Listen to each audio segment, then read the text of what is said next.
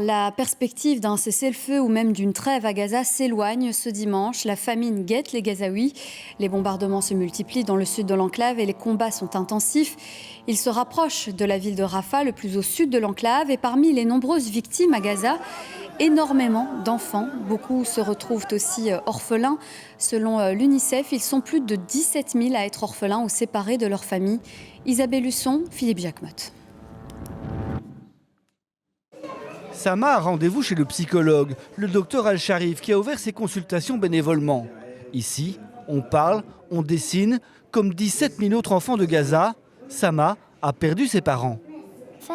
Soudain, ils nous ont bombardés et il y a eu beaucoup d'éclats d'obus. Mon père a été tué. Ensuite, nous avons été déplacés dans un autre abri à Gaza. Une thérapie basique, faute de moyens, mais indispensable. Ces enfants vivent dans un état psychologique délicat, en raison de la douleur qu'ils ressentent, du fait de la perte de leur famille et du déplacement qu'ils ont vécu. Des enfants brisés, déplacés, victimes d'anxiété et de crises de panique, comme Malek, qui a perdu 2 de ses frères et son père. Nous étions assis dans notre maison. Mon père se tenait à la fenêtre et essayait de capter un signal téléphonique pour appeler à l'aide. Puis soudain, il a été touché par un missile.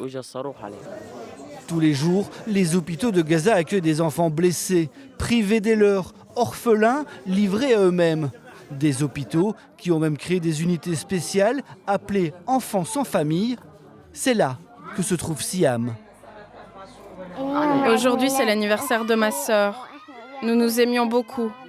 Parfois, nous nous disputions, mais nous nous aimions toujours. Selon l'UNICEF, ils sont 1 million à avoir besoin de soins, 1 million d'enfants dont la santé mentale est gravement affectée. Et le Premier ministre israélien veut poursuivre l'offensive terrestre jusque Rafah, tout au sud de la bande de Gaza, et ce contre l'avis d'une large partie de la communauté internationale.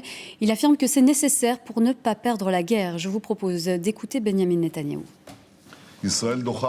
Israël rejette catégoriquement les demandes internationales sur un accord permanent avec les Palestiniens.